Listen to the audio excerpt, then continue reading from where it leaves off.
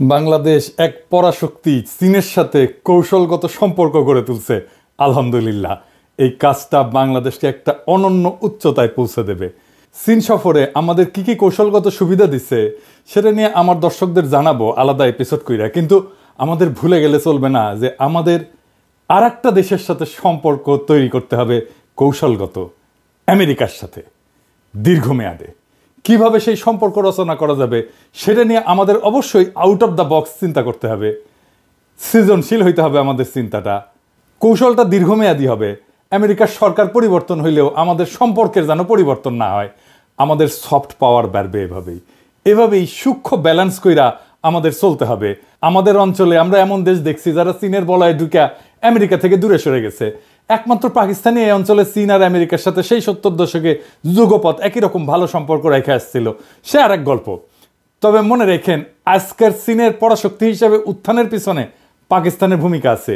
1971-এ পাকিস্তান চীন আর আমেরিকার সম্পর্ক তৈরিতে কাজ করছিল। এটা অন্য আলাপ, যাই হোক, সে আলাপ আজকে না। আমরা আজকে আলাপ করব কিভাবে আমরা চীনের সাথে সুসম্পর্ক রাখাও আমেরিকার সাথে একই মাত্রায় ভালো সম্পর্ক রাখতে পারি।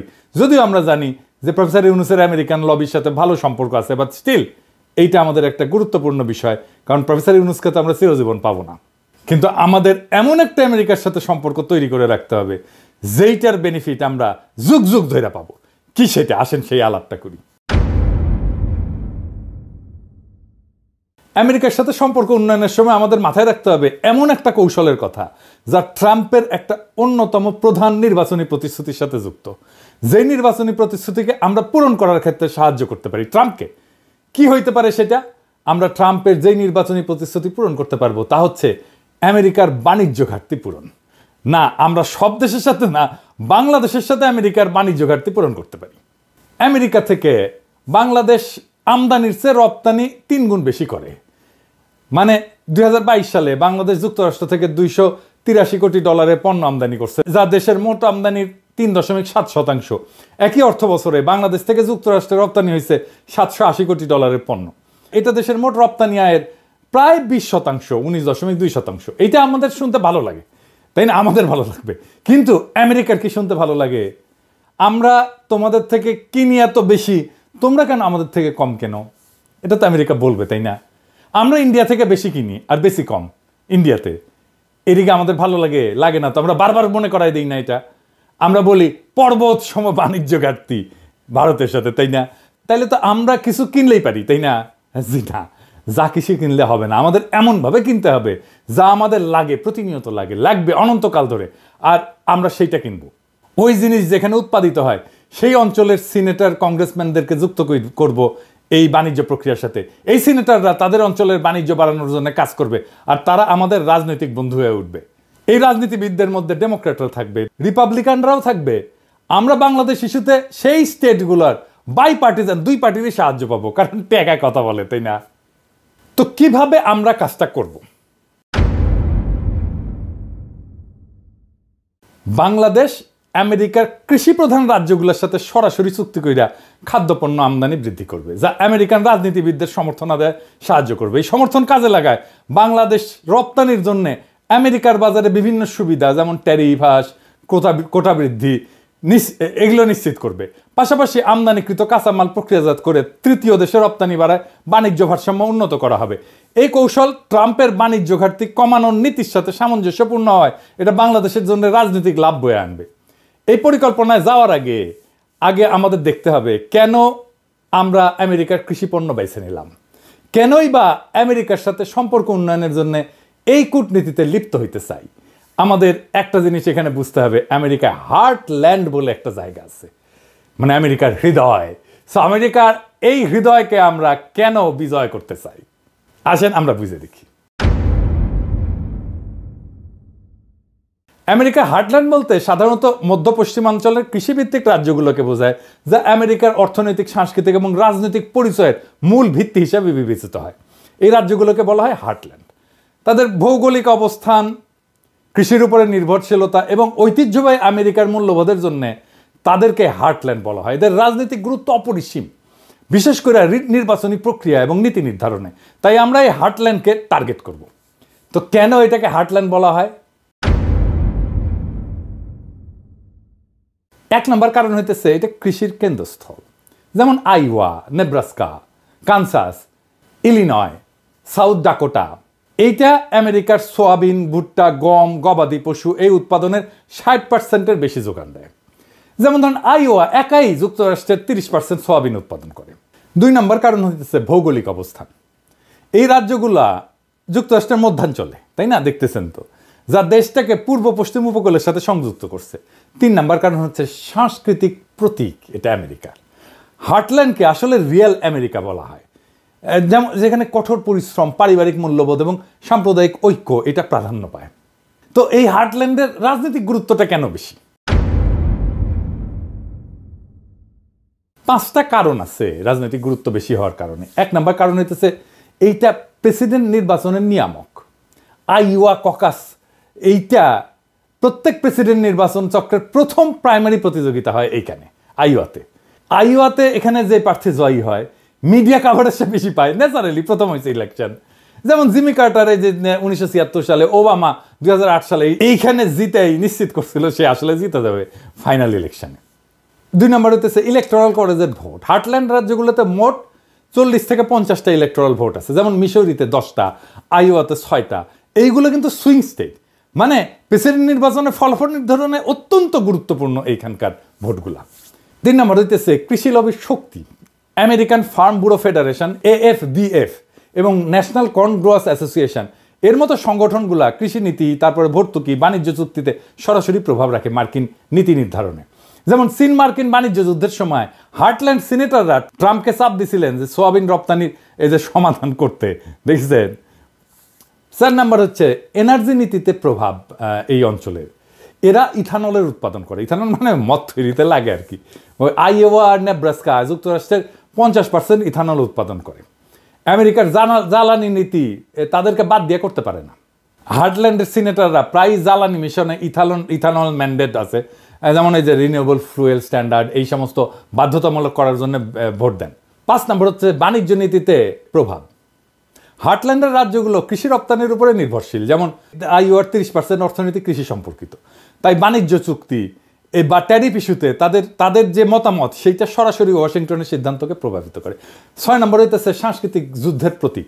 হার্টল্যান্ড রাজ্যগুলোর এগুলো রক্ষণশীল এলাকা। এইখানে যেমন ধরেন গর্ভপাত বিরোধী আইন, তারপরে বন্দুক অধিকার, ট্রাম্পের মতো প্রার্থীরা এইখানে এই যে সাইলেন্ট মেজরিটি তার সমর্থন পায়।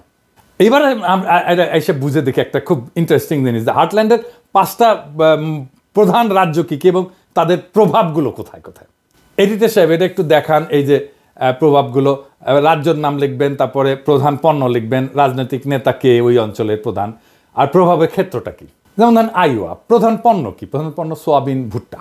এর রাজনৈতিক নেতা হচ্ছে চাক গ্রাসলি, সিনেটর। এইটা কোন কোন ক্ষেত্রে সে প্রভাব রাখে? যেমন কৃষি নীতিতে সে প্রভাব রাখে, ইথানল নীতিতে প্রভাব রাখে। তারপরে ধরেন নেব্রাস্কা, প্রধান পণ্য হচ্ছে গবাদি পশু, ইথানল, আর রাজনৈতিক নেতা হচ্ছে ডেভ ফিশার, সিনেটর, এ জ্বালানি নীতিতে প্রভাব রাখে।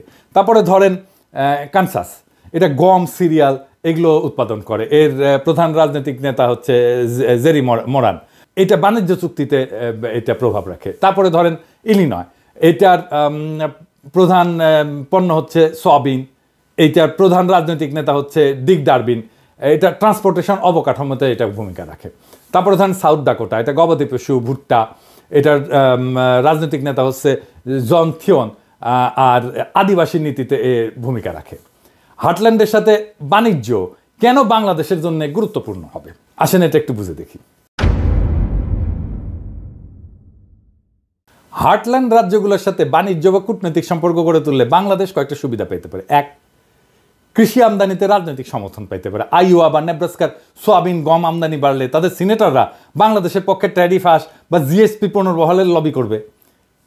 তো এই জিনিসটা আবার একটা পুরাটা একটু সামারি কইরা দেখি একটু।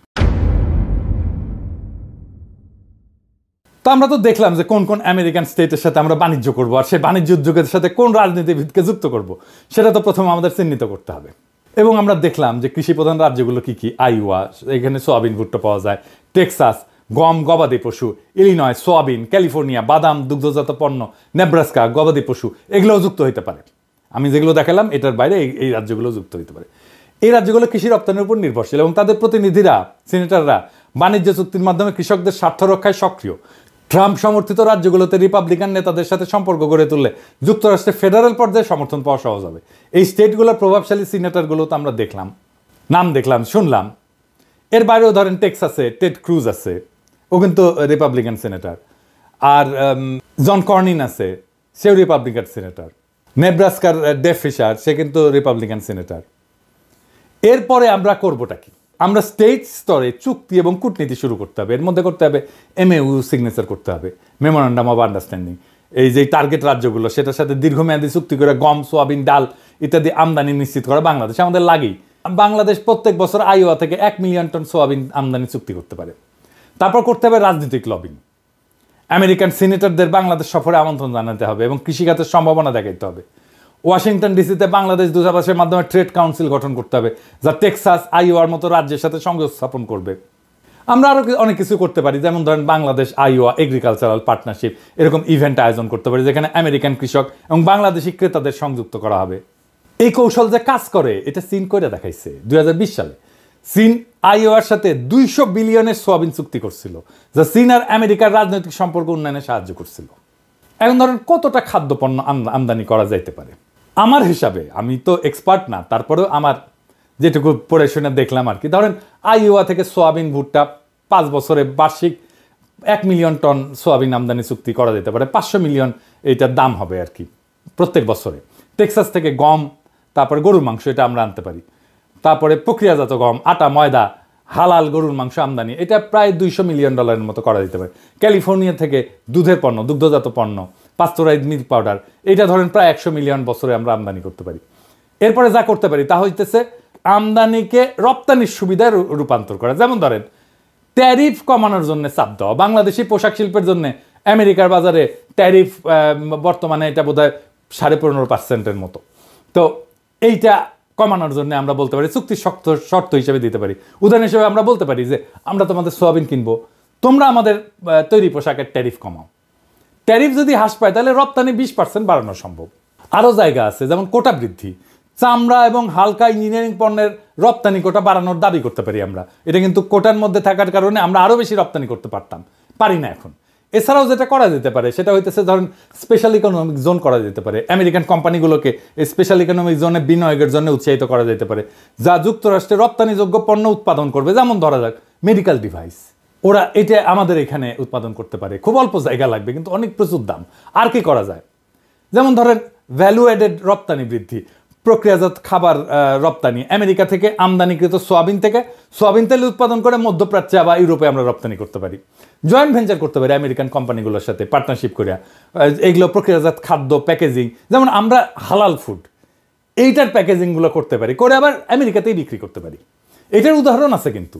যেমন ধরেন ভিয়েতনাম আমেরিকান কাঁচামাল আমদানি করে, ইলেকট্রনিক্সের উৎপাদন করে এবং বছরে $126.5 বিলিয়ন ইলেকট্রনিক্স পণ্য রপ্তানি করে ভিয়েতনামে। এইটা হইতেছে তাদের মোট রপ্তানির প্রায় 1/3। কি পরিমাণে রপ্তানি করে চিন্তা করেন। এই কাজে কেমন ফলাফল আসতে পারে এটা অনুমান করাটা কঠিন, তবে আমরা যদি খুব কম করেও ধরি আর কি, তাহলে আমাদের বাণিজ্য ঘাটতি তো আমেরিকার সাথে হ্রাস পাবে। 5 বছরের রপ্তানি আমরা প্রায় 12 বিলিয়নের মতো করতে পারবো, আমদানি করব 8 বিলিয়ন, নিয়ে যাওয়া সম্ভব আমদানি 8 বিলিয়নে। এর বাইরে কি করতে হবে? এর বাইরে 1 নাম্বার করতে হবে মিডিয়া ন্যারেটিভ এবং ম্যানেজমেন্ট করতে হবে। আমেরিকাতে প্রচারণা চালাইতে হবে যে এরকম বলবে যে বাংলাদেশ যেভাবে আমেরিকার হার্টল্যান্ড রাজ্যগুলোকে সাহায্য করছে। ডকুমেন্টারি করতে পারি, ফক্স বিজনেসে করতে পারি, সিএনবিসিতে করতে পারি, সিএনএনে করতে পারি। তারপরে এই স্টেটগুলোতে ভিজিট, বাংলাদেশের প্রধান উপদেষ্টা আইওয়াতে যেতে পারে, টেক্সাসে যেতে পারে এবং কৃষকদের সাথে সরাসরি আলাপ করতে পারে। প্রফেসর ইউনূস এটা খুব ভালো করতে পারেন এবং ওনার সম্পর্কও আছে স্টেটগুলোর সাথে। গ্রামীণের অপারেশন আমার ধারণা অনেকগুলো স্টেটে আছে। এবং আমরা ন্যারেটিভ তৈরি করব, আমরা ট্রাম্প প্রশাসনকে বোঝাবো যে বাংলাদেশের এই উদ্যোগকে ট্রাম্পের বাণিজ্য ঘাটতি কমানো নীতির সাফল্য হিসেবে উপস্থাপন করতে হবে। ট্রাম্পকে বলতে হবে যে দেখিস আমরা ছোট দেশ কিন্তু তোমার বাণিজ্য ঘাটতি কিন্তু কমায় দিলাম, এই উদ্যোগ আমরা নিজে থেকেই নিচ্ছি। ট্রাম্পকে একটা টকিং পয়েন্ট দেওয়া গেল, তো সাপ্লাই দিলাম, আমরাই দিলাম। বাংলাদেশের সাফল্য ট্রাম্পকে অন্যান্য দেশের সাথে আলোচনায় ব্যবহার করতে, নেগোশিয়েট করতে সাহায্য করবে, যে বলবে যে বাংলাদেশের মতো দেশ যদি বাণিজ্য ঘাটতি কমাইতে পারে আপনারাও কমান। ইন্ডিয়াকে বলবে তোমরা কমা বাণিজ্য ঘাটতি, ইন্ডিয়ারে চাপে ফেলতে পারবো চামে, বুঝছাও? এইগুলো হইতেছে গ্রিঙ্গি বুদ্ধি, বুঝছাও? ইন্ডিয়াকে কোন দিক থেকে দিমু বাটে ফেলিয়া টেরও পাবে না। এখন কবে আপনি তো সব কয়া দিলেন যে আগে থেকে পাতলা পায়খানা ছুটু, ইন্ডিয়া তো চাইলেই আর আমাদের এই উদ্যোগকে বন্ধ করতে পারবে না, তাই না? এটা তো কয়া দেওয়া লাগে। আর এটা বাগড়া দিলে কত প্ল্যান আছে, মেলা প্ল্যান, হাজার হাজার প্ল্যান বের করা যাবে। বাংলাদেশের জন্য কৌশলগত ভারসাম্য রক্ষা করাই হলো দীর্ঘমেয়াদী কূটনৈতিক সাফল্যের মূল চাবিকাঠি। চীনের সাথে সুসম্পর্ক বজায় রেখা, একই সাথে আমেরিকার সাথে একটা শক্তিশালী এবং টেকসই বাণিজ্যিক সম্পর্ক গড়ে তোলা আমাদের জন্য অপরিহার্য। আমরা যদি আমেরিকার হার্টল্যান্ড রাজ্যগুলোর সাথে কৃষিভিত্তিক বাণিজ্য সম্প্রসারণ করতে পারি, তাহলে সেই সম্পর্ক শুধু অর্থনৈতিক সমৃদ্ধি না, বরং কূটনৈতিক অবস্থানকেও শক্তিশালী করবে। এই নতুন পথ চলা আমাদের শুধু বাণিজ্য ঘাটতি পূরণে সাহায্য করবে না, বরং রাজনৈতিক প্রভাব বিস্তারের একটা সুবর্ণ সুযোগ তৈরি করে দিবে। বুদ্ধিমত্তার সাথে রাজনৈতিক এবং অর্থনৈতিক ভারসাম্য রক্ষা করে চলতে পারলেই বাংলাদেশ আন্তর্জাতিক অঙ্গনে একটা স্থিতিশীল এবং আত্মনির্ভরশীল রাষ্ট্র হিসেবে প্রতিষ্ঠিত হইতে পারবে এবং আমাদের স্বাধীনতা এবং সার্বভৌমত্ব দীর্ঘমেয়াদে রক্ষা পাবে। আমাদের এই কৌশল শুধু বাংলাদেশ আমেরিকা সম্পর্কের একটা নতুন অধ্যায় না, বরং আন্তর্জাতিক কূটনীতির মঞ্চে বাংলাদেশের অবস্থানকে আরও সুদৃঢ় করার প্রতিশ্রুতি। আসেন এই কৌশলগত চিন্তার উদ্ভাবনী দৃষ্টিভঙ্গি নিয়ে আগায় যাই। বাণিজ্য মন্ত্রণালয় এবং পররাষ্ট্র মন্ত্রণালয় এই কাজে যদি একসাথে আগায়, আমাদের সাফল্য সুনিশ্চিত। বাংলাদেশকে একটা সমৃদ্ধ এবং শক্তিশালী জাতি হিসেবে বিশ্ব দরবারে আমরা তুলে ধরতে পারবো ইনশাল্লাহ। ইনকিলাব জিন্দাবাদ।